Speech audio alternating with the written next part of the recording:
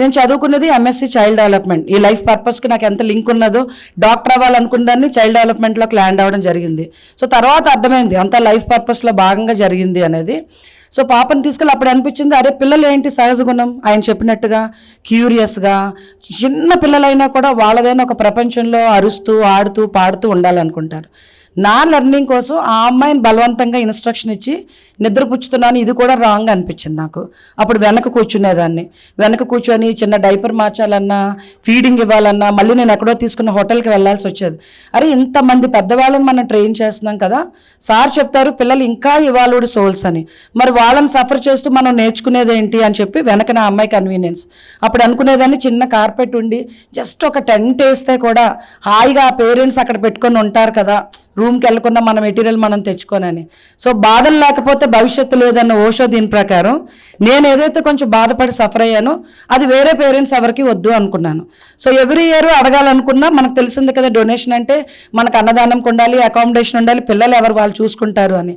కానీ most neglected group. మనం ఏం చేస్తాం, కూర్చుంటాం, నన్ను పత్రితాతి కొడతారు, వాలంటీర్స్ కొడతారని భయపెడతాం. బలవంతంతో మన హక్కుతో అధికారంతో వాళ్ళ నోరు మోయిస్తాం.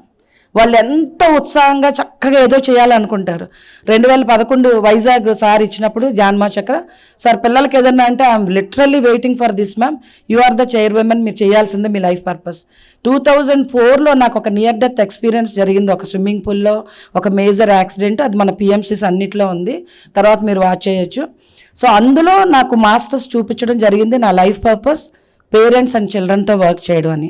ఆయన అన్నట్టుగా ఇది అంత ఈజీగా నాకు జరగలేదు. ఒకటి సెటప్ చేయాలి అంటే పిల్లలు ఎవరు దెబ్బ తాకించుకోకుండా చాలా సున్నితంగా పేరెంట్స్ మన మీద ఎంతో నమ్మకంతో వదిలి, ఆ పేరెంట్కి ఆ చైల్డే వరల్డ్. నాకు అక్కడ 300 మంది 400 మంది పిల్లలు, కానీ ఆ పేరెంట్కి ఆ చైల్డ్ వరల్డ్. సో వాళ్ళకి ఏమి తాక్కున్నానంటే నాకు 1 వీక్ 10 డేస్ బిఫోర్ వచ్చి దగ్గరుండి నేను సెట్ చేసుకుంటాను ఎవ్రీథింగ్. సో అప్పుడు అనిపించింది, అన్లెస్ మన లైఫ్ పర్పస్ రియలైజ్ అయితే కానీ మనం ప్యాషనేట్గా దేనికి వర్క్ చేయలేం. సో నా జీవిత ధ్యేయం ఇదని తెలుసుకోవడం వల్ల సార్ బాల్ వికాస్ నేను 2011 నుంచి ఈ రోజు వరకు ఇంకా ఎన్నో యాడ్ చేస్తూ దాన్ని అద్భుతంగా నిర్వహించగలుగుతున్నాను.